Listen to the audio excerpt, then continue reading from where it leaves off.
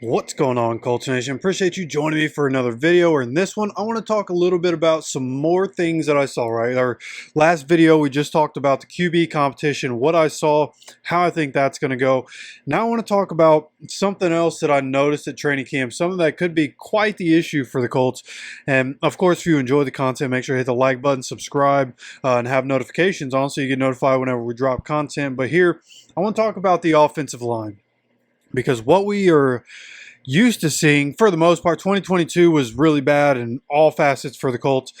But for the most part, we do a pretty good job on the offensive line with who we have. We have Bernie, who just got paid. Like to have him here. Obviously, Big Q. And Braden Smith is coming back. Now, Braden Smith, even through the injuries, through not playing last year, over the last couple years, I think it's fair to say there has been a dip in what you get from Braden Smith on the field. And so far, kind of what I'm seeing from him in practice, what I saw from him in 3 practices wasn't terrific. And then obviously you have the young guys stepping in, Mac and Savez and Tanner Bortolini. So just that first team, obviously the first team, those guys need to stay healthy. From what I've seen, specifically on the second team, we need that first team to stay healthy this season. Like, need them to stay healthy. Blake Freeland, the second team offense can't really get anything going because Blake Freeland is getting cooked off the edge time and time and time and time and time and time again. Right? That's a little more repetitive than it normally is. But I'm telling you, Blake Freeland is going to get somebody hurt. If he has to play, he's going to get somebody hurt. So not ideal there. Now, Danny Pinter not practicing, so we went out and got a guy named Mose Viveo, and he kind of ruined practice for the second team. They ended up taking him out. He was so bad. There was one snap over the head, couple of them on the ground that Anthony had to go get. And when you have to go get it from the ground, like it's taking your eyes away from him. What you're seeing, the pass rush getting more time to come at you. Mose, he messed up practice. They pulled him. They put Wesley French in instead. So Mose, training camp body, he's going to be gone. Doubt that he's on this team or any other, to be completely honest with you. Danny Pinter, he's been sitting out. He's just like a lot of Colts, got a leg sleeve on, and he's not practicing. So Wesley French gets thrown in, ends up actually being better for us in the long run in terms of what the second unit was able to do for pass protection after Mose got pulled. But overall, on the offensive line, getting beat the way they were getting beat. Like, you look at the, kind of training camp throughout the preseason game against and joint practice against the Ravens, and looking at the joint practice against the Packers, there were like 9 different sacks that could have happened throughout. And luckily, we have Anthony Richardson. He was able to escape a couple, and even with the times that he was escaping the pocket, there was 1 or 2 where he escapes after the sack would have happened, right? Coming from the blind side, coming from the back where Blake Freeland was, right? So overall, man, this offensive line, I've continued to say, like, I have a lot of trust in Tony Sperano Jr., what he's able to do as an offensive line coach. I think he's done a really good job with the unit since he came in. Coming in, he got Bernard Raymond right away and was able to start working with him, developing him, right? And now with the unit being what it is, Tanner Bortolini, first-year starter, Mac and Savez, first-year starter at guard nonetheless. So there's a lot to work on. A lot of the core of this team is very young. And the offensive line has some younger pieces now. Obviously, the veterans now being Braden Smith and Quentin Nelson. But again, we're going to need these starters to stay healthy. We're going to need these young guys to continue to turn up the notches. And Bernard, he just got paid. We're going to need the level of play he's getting paid for. We're going to need that to show up on the field, right? If we want either of these quarterbacks to have any kind of chance to be successful, we got to be able to protect them, especially when we're talking about Anthony Richardson, right? A guy who's dealt with different injuries over time.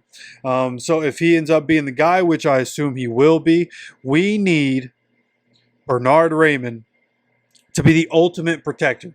We need Tanner Bortolini to be in between the ears, he's got to have it all. Be able to work with Anthony Richardson on setting different protections and being able to lock things down. We're going to go against some really good interior defensive linemen. So between Quentin Nelson, Mackin Savez, Tanner Bortolini, the communication and what they're going to do on the inside is going to be massive for what's happening. So from what I've seen, being able to get my eyes on it, play after play, you don't hear all the details of every play that's happening in camp, right? Even if you're following along on social media with the guys on Twitter, all the different beat reporters saying what they have to say, just from my observations, right? The starters are going to be massively important for the 2025 Indianapolis Colts. Like, that point can't be overstated. Right, and then what you get from the tight ends in that regard, Tyler Warren has some development that needs to happen. It'll be interesting to see, do they want him to bulk up at all? He's such a good athlete. He's a big guy already. I think, 6'5", 6'6", every bit of 250, 260 pounds, but he can move. Right? How much bigger do you really want him to get? His versatility kind of goes away a little bit if you continue to want him to get bigger. So as we continue to go forward, looking at who's going to make the roster. We kind of talked about the tight end competition a few days ago. Who's going to make it and why? Mo Alley-Cox, Drew Ogletree. Those guys are going to be really important both for the run game and for pass protection. Having Mo Alley-Cox out there on, plays where it's going to be, third and long, we're definitely passing.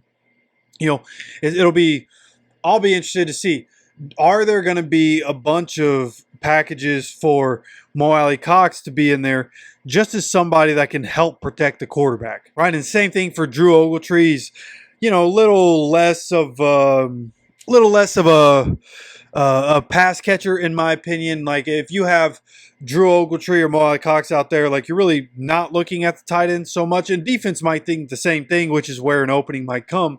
But Tyler Warren, I feel like, is going to be a mostly every down back for the most part. But he's definitely got some development there. But for the offensive line, again, this is what this video is really about. Being able to protect the quarterback is going to be massively important, and we need these guys as we go.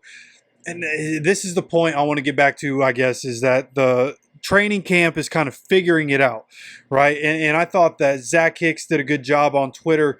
He made some good points about Mackin Savez and his protection at the beginning of that game against the Ravens, and kind of how he was able to shift what he was doing and kind of in real time, in game, kind of figuring out what he's going to be able to do to be successful on the inside. And I think through the game, he got better at that protection inside, and so that's going to need to continue to develop. Just like AR, we're looking at some of these offensive linemen that need to develop, need to get NFL experience, and these are guys like offensive linemen coming in their first year. They generally are gonna, most of them, need to put on size, right? The later round guys are going to need to put on some size, some strength, especially on that interior. Tanner Bortolini already a little bit smaller for center on the inside of that line, and Mackin Savez has plenty of size. He's really just needing to develop his skill set on the inside. He's been a tackle.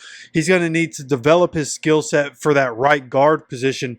But again, with Tony Sparano Jr., I don't really have too much doubt that he's going to be able to get these guys to where they need to be. It's just early on we could continue to see issues. Now, this is where else we're going to see issues, is illegal formations and what we're doing there. You can't have penalties. False starts, illegal formations are killing us in practice. Even the ones before I was there to be able to get my eyes on, and just looking at what different beat reporters are talking about. You have false starts, you have illegal formations. Now, Jalen Travis, if I'm assuming, was the one getting a lot of penalties in this last practice. Maybe even Blake Freeland. I don't know who they were calling the penalties on. They don't announce those things, but a lot of penalties and illegal formations, to be specific. So those need to be solved, and those are issues that can be easily ironed out, but consistency. You have to consistently be in the right place. The NFL became very specific on where everybody on the offensive line needs to be lined up, because you had guys like the guy on the Chiefs, I don't remember his name, but lining up too far in the backfield and getting the jump step, right? So the NFL said, listen, we're not going to keep having this discussion.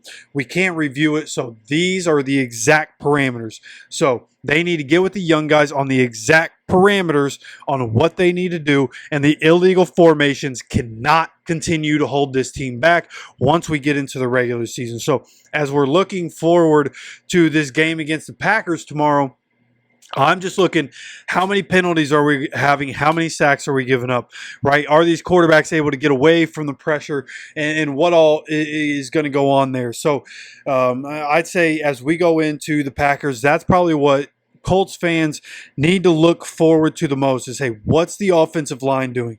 First team's going to play, second team's going to play, both the quarterbacks are playing. So going into it, that's what I'm watching. I'm looking for protection. I'm looking for who's messing up. I'm looking for where the penalties are coming in at. And these are guys, like, whatever's happening, we still have another preseason game. We have some more practices. It needs to get ironed out. It needs to get ironed out quickly. Okay, we're only a couple weeks away from the beginning of the regular season.